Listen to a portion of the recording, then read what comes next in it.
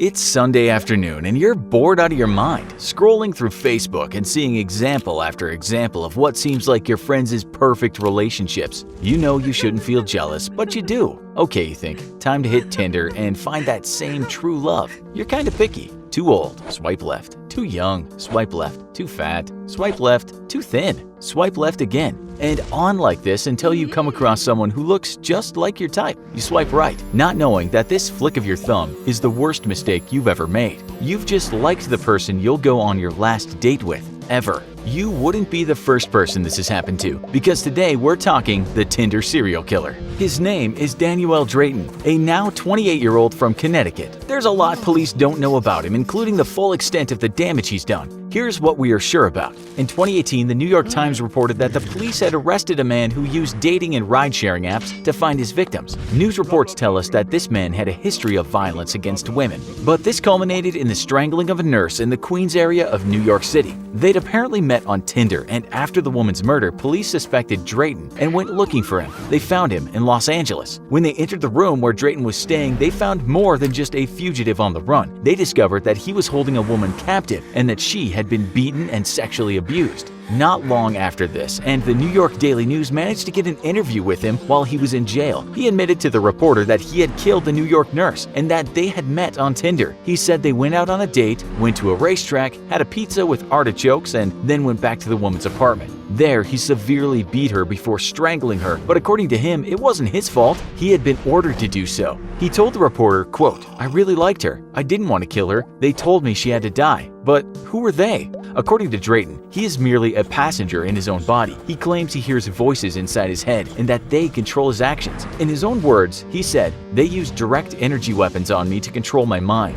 He said these voices have been telling him to attack people for years. He also claims that after he killed the nurse, he purposefully left his Egyptian cologne so police would be able to track him down and arrest him. You might wonder why he didn't just turn himself in if he wanted to get caught, but perhaps the voices thought a chase would be more interesting. Or perhaps he's just lying. This is what he said in the interview though. "I wanted to get caught. I took some of her things with me and I used them. I kept my same phone. I knew they could track it. I didn't know how long it would take." He says that during the attacks he was in a fugue state. In psychology, this means a kind of dissociative state when a person can momentarily lose their identity. And while he didn't remember the details of the attack, he did remember buying a one-way ticket to LA using his victim's credit card. He also knew he had met his LA victim, the one he held captive, through the Uber rideshare app. The good-looking young man said they had shared a ride and hit it off, so they decided to go to her apartment. There, he choked her and left her close to dead, wedged between the toilet and the wall, which is what police saw when they entered the room. She had been his hostage for 2 days.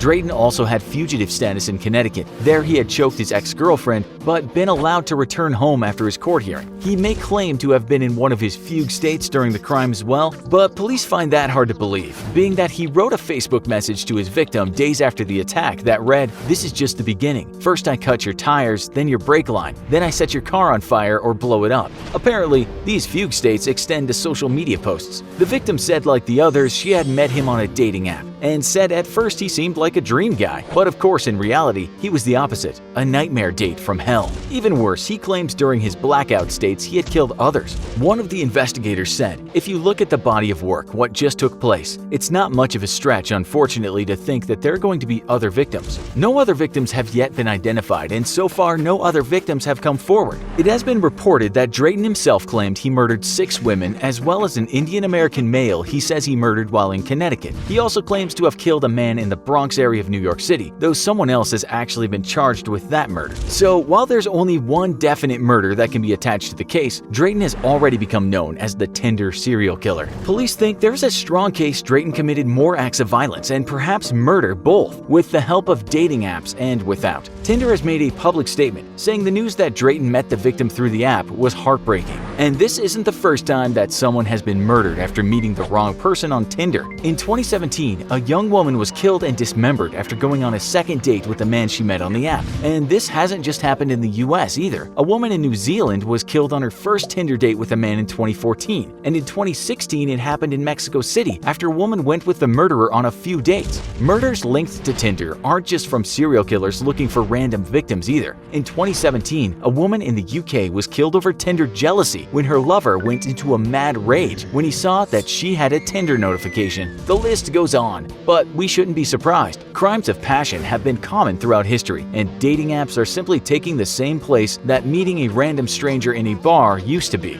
What is new and scary is that the serial killers and other predators might be using the app to lure unsuspecting victims. We should always be aware that some people might not be as they seem, especially on the internet, where it's so easy to pretend to be someone else. So it's best to get to know someone well before you decide to be completely alone with them. What do you think? Would you agree to meet a total stranger online and then go to a place alone? Or would you get to know them first? Tell us in the comments. Also, be sure to check out our episode, The Man Who Hunted Humans, as a game in real life. Thanks for watching, and as always, don't forget to like, share, and subscribe. See you next time.